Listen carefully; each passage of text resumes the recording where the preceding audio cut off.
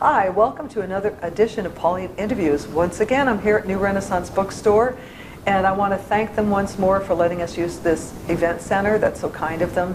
And I did do an interview a while back with Claire, who's the event manager here, and we went through the store, and it's a wonderful place. It's on Northwest 23rd. They've got books, they've got crystals, chimes, anything metaphysical and alternative healing you can think of. So I want you to stop by and see it sometime. But right now, I want to get to the chase here because I've got a very interesting person, Robert Zakian. Did I say that right? Zakian. Zakian. Darn it, I practiced. Rats. Well, let's see if I get this right. Robert is a transpersonal intuitive. Did I get that right? Yes, you did. Okay, well, what the heck is a transpersonal intuitive? It's a great title, but what is it? So instead of just being an intuitive, a transpersonal intuitive is for people to go within and touch who they are on a deeper level. And for those who are not even up to what intuitive is, what's intuitive? It picks up on people's energy, who they are. Because when I think of intuitive, I feel I'm somewhat intuitive, and I feel that I have a knowing. Like sometimes something will happen, and without researching it, I'll know that this isn't true for me, or I shouldn't do this. Is that's part of being intuitive? That's true. Yes. So you might be the first transpersonal intuitive I met. How do you become one? That's a story. Let's hear it. That's why we're here, Robert. We're hearing this Hear your story. So where do I begin? Okay, so I will say my journey because this will help how things came about. So being an old ex-hippie, I did a lot of drugs.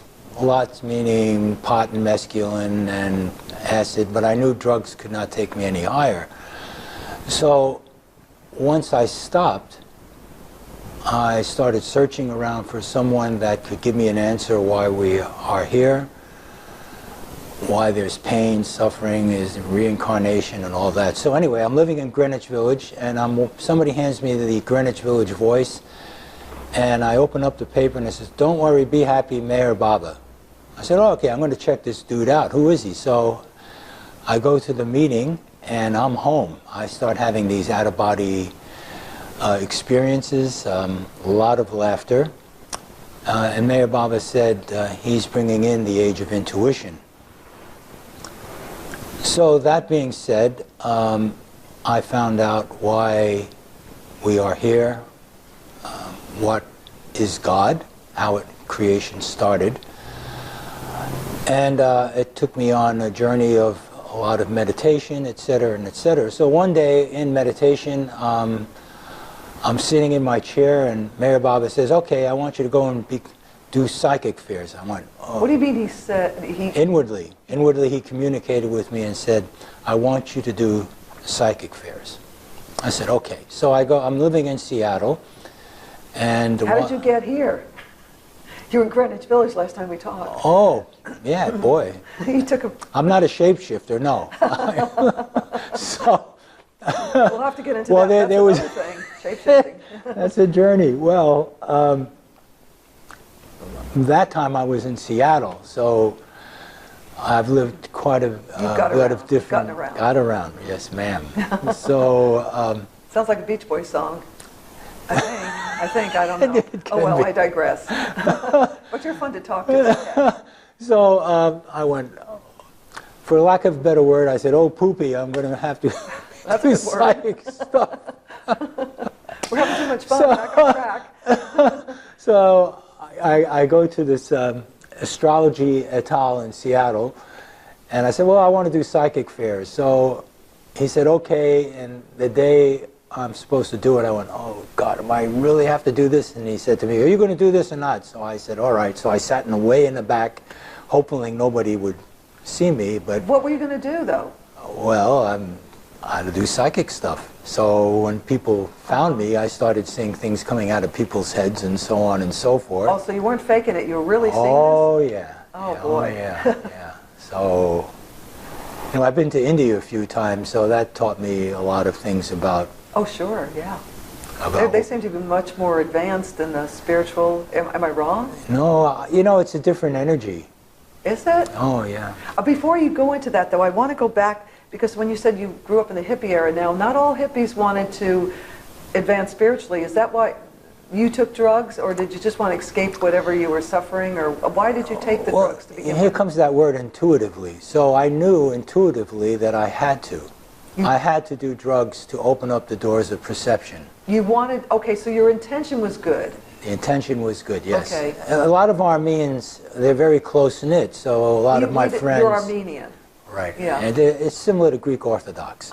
Very close-knit, so a lot of my friends married a nice Armenian girl, and on and so forth, and I didn't resonate with that, nor did I resonate with Christianity as a whole. So a funny story I'll have to No, go ahead. tell you. So I joined the choir because I loved Gregorian chants, and I had a girlfriend, Armenian girlfriend there, and I wanted to play Turkish music. So my uncle, who is from Turkey, got me an oud, which is like a lute. And you may know that a lot of Armenians died in the genocide around World War I. So, in any case, I got an oud from my uncle, and I'm having band practice, and deadhide, we call it deadhide, is like it's a word for priest. And he come by and says, "Hey, Bobby, why did you play the Turkish music knowing what the Turkish people did to Armenians?" And I go, "Deadhide," I said, "music is music." And he walked off in a huff. Well, they also have these church bazaars downstairs, so I don't remember exactly when, but I'm downstairs in the bazaar, in the auditorium, I'm holding hands with her, and some woman comes by and tells the deadhide that I was making out with her. Lying? Lying, yes. So deadhide calls me and says, "Hey, I wanted to talk to you." I said, "All right, deadhide." He says, "You know, Mrs. Salvanazan, she told me you kissing cattle underneath the church." I said, "No." And he says, "You know," and this is like a trigger. Triggers like they bring up past things and so forth. His nose went up and he says, "You know, I don't like you."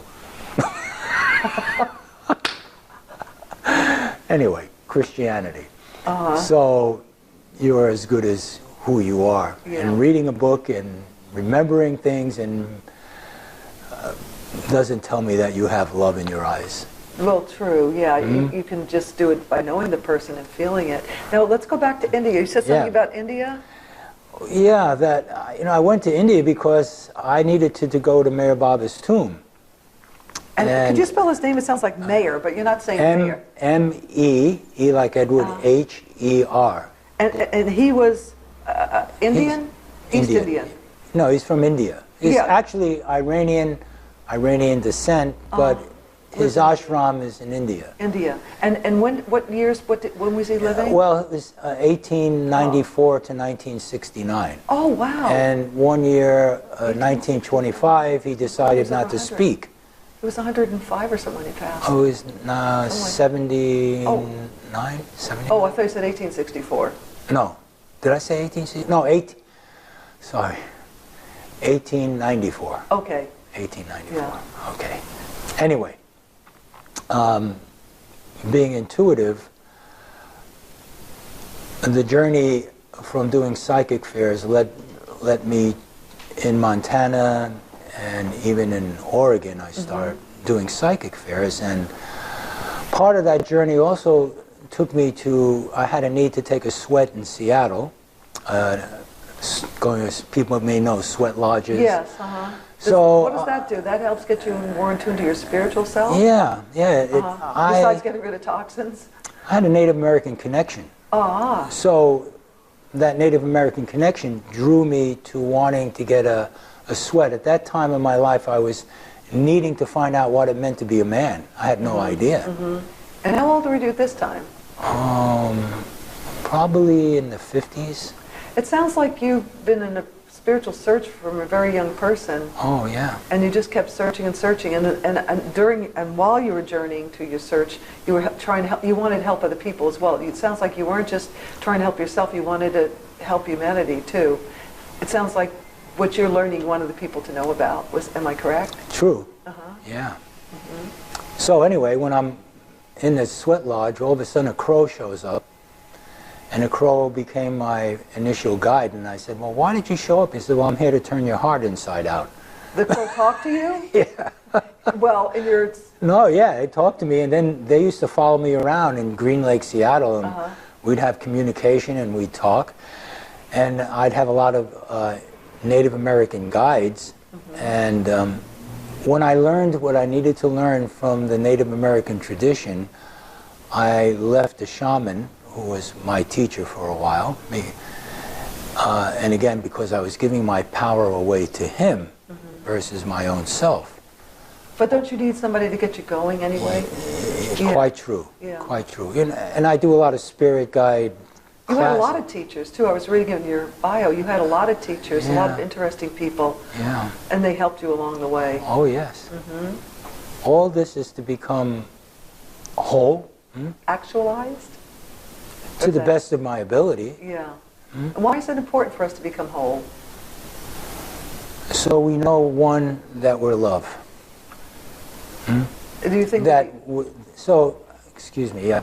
I've done this, in fact, I put this on Facebook, and I'll do this in classes.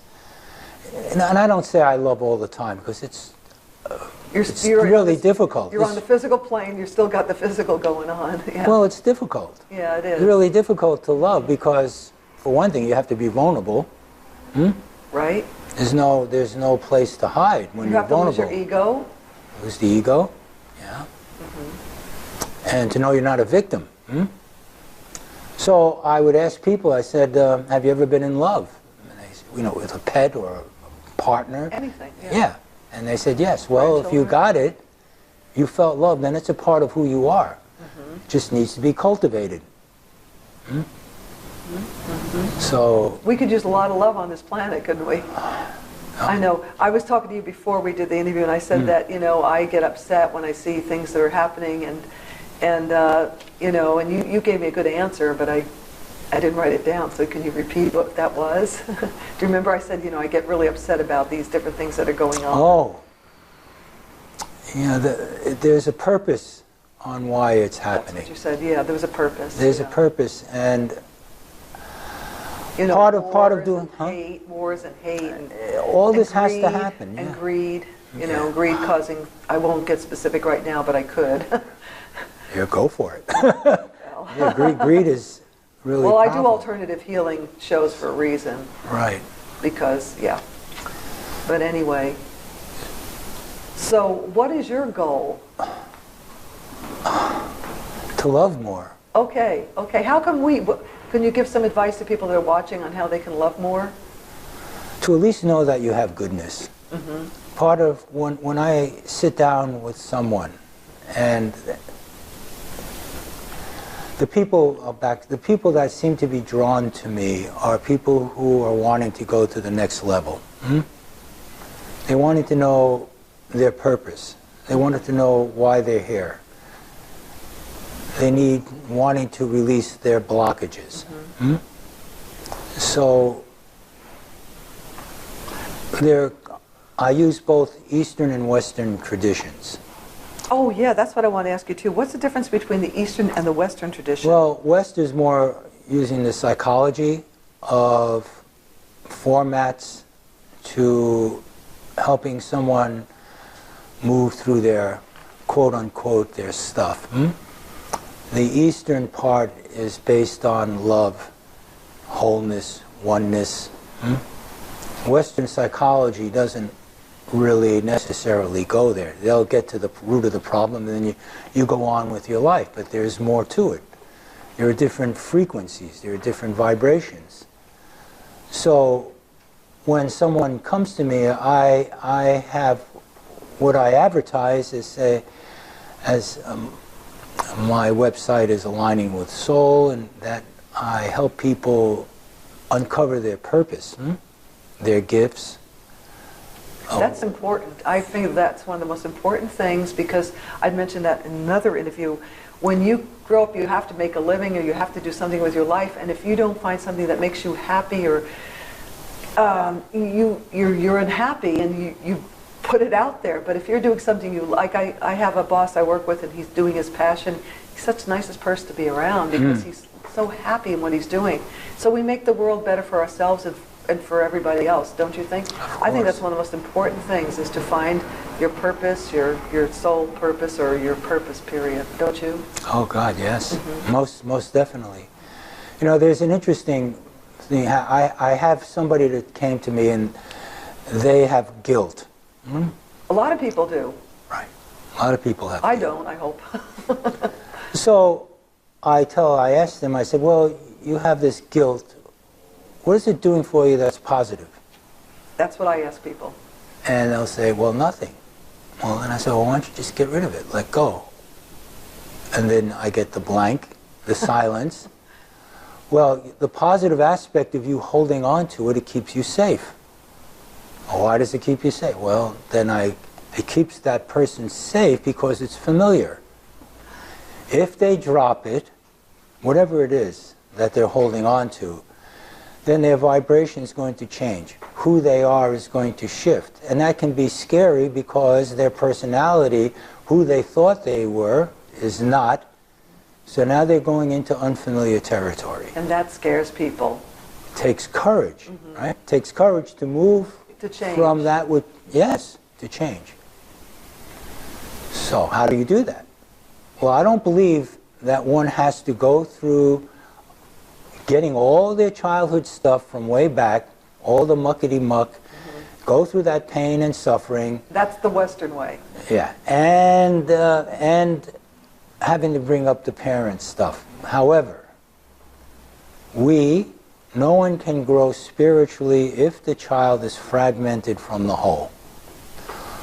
And if the parent is also part of our cellular memory. So I use some processes that helps the individual uncover, release the parent, connect to the child on a deeper level.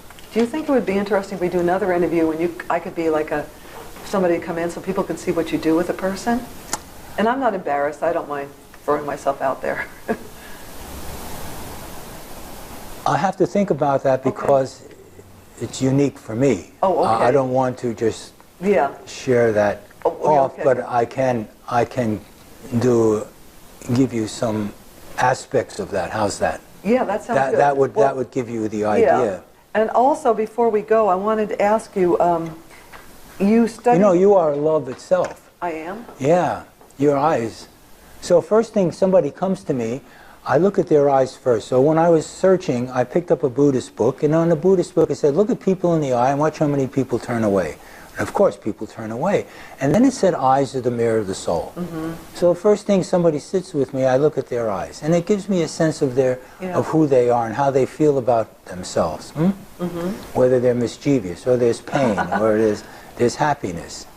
And an interesting thing is when I'm working with somebody, when something connects, the whole body, the face, everything shifts because they get it.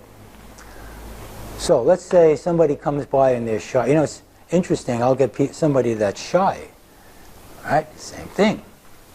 Oh, you know, I'll tell you, you're shy. When you're shy, you sure protect yourself by that. That's how you hide. See, there are many ways that people hide. Am I talking too much? No, I was saying, I was saying I never hide. I'm always out. In fact, I'm too much out there. Ask my family and friends. I'm not shy at all. I might have been when I was younger, but no more. So I want to tell you a story about the victim, if I may. Yeah, sure. So many years back, I lived in New Mexico. I had 2 children, 2 stepchildren, a wife, and not knowing who I was, I actually had to go to the church, get cheese, bread, milk, in order to feed the family. And being a man, because especially at that time, and even so now, men are protective. It's very important for them to care for the family. Well, the generation we grew up in, the man supported the family, and not so much nowadays, but in those days, you were the support. Yeah, yeah. So, luckily, I got a job, and my wife comes down. She bled on the bed and on her back. So we took her to the doctor, and they said, "Well, you got a chance of melanoma." Oh no! So they took off 2 inches off her back, right? Because if it gets into the bloodstream, you die. And being a man, it was very difficult for me to cry, but... you stuffed your emotions. Yeah. Many men do that. Yes, I know, unfortunately. Yeah. So in any case, I'm driving that 2 weeks, I'm driving to get the answer from the doctor, and lo and behold, in front of me in Albuquerque, New Mexico, there's a license plate that says Baba. Had you studied him before? Oh, yeah. So he was sending you a message. Well, but you know, the interesting thing, when you have a teacher or someone of a spiritual nature, like Meher Baba or Yogananda or someone, and you connect with them, it doesn't mean that everything's going to go smooth. It just means that they're involved. Yeah, yeah. If it goes smooth, you never learn, right? Oh, yeah. That's quite true. It can be very true. Sometimes on the worst crises comes an enlightenment, and your life completely turns around. Oh, most definitely. So the doctor says, go to Seattle, where there's clouds and sea level. So we moved from New Mexico, and New Mexico had one of the highest rates of melanoma because of the sunlight and so forth. Any case, we moved there. My stepkids are on their way to see their dad, and they get in a car accident in Winslow, Arizona. And I had to borrow the money so my wife could fly there because they wouldn't tell anyone the answer. So I'm looking at Meher Baba, and I said, I hate you. I literally spit on your picture. How can you do this to me? I'm trying so hard. So the next morning, the very next morning, I'm opening the window and it falls on my middle finger, right? The one... Uh-oh, he's telling the you very something. next morning, and telling you something, right? So Louise Hay, I love her. She had a book, something about... Kill Your Life? Yes, this means angry at the Father. Oh. At that moment, I learned not to be a victim.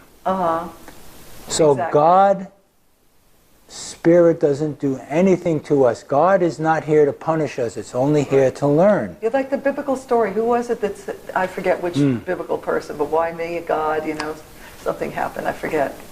But so there's no victim. We draw things to ourselves, not for punishment, to learn. Our journey is to uncover the true self. People, you know, I had somebody in a class and they'll say, well, what happens if you have an alcoholic, you grow into an alcoholic family, or they're drug addicts, you know, whatever. Are they victims? Well, yeah, they're victims. The child is a victim. But then the question comes, well, how long do you hold on to it? Exactly. Well, when do you let go of the blame and know that and move on, right? Yeah. That your soul... Well, does it affect your brain somehow? And I mean, how can you work around that? Let's say because you grow up with this and your brain kind of changes chemically, how can you overcome that, or can you? You know, I'm not a doctor. I don't know. Yeah. I can tell, I can share with people, I can tune to them that they're more than who they think they are. Yeah. The positive aspects of who they are. And why they chose that particular journey. You know, it comes down to when people want to know their purpose. I don't get into, am I going to get a boyfriend? Am I going to make the money? Is my job... Okay, I can tune to, well, you chose this job, you chose that boyfriend for a particular reason.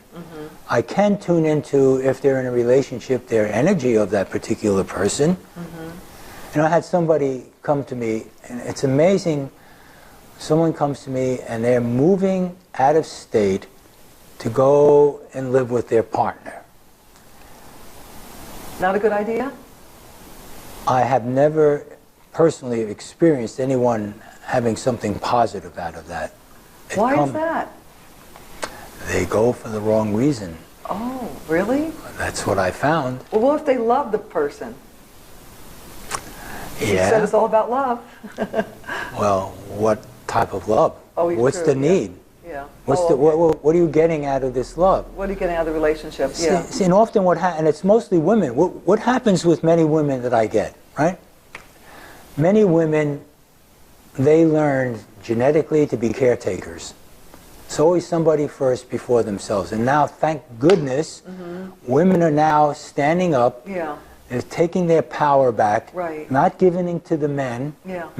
Well, in this society, unfortunately, there's some societies that we're still way backward, but we won't get into that. Well, it'll change. It has to change. You know, there's so much to talk to you about. I was so excited that you were coming today and I could interview you.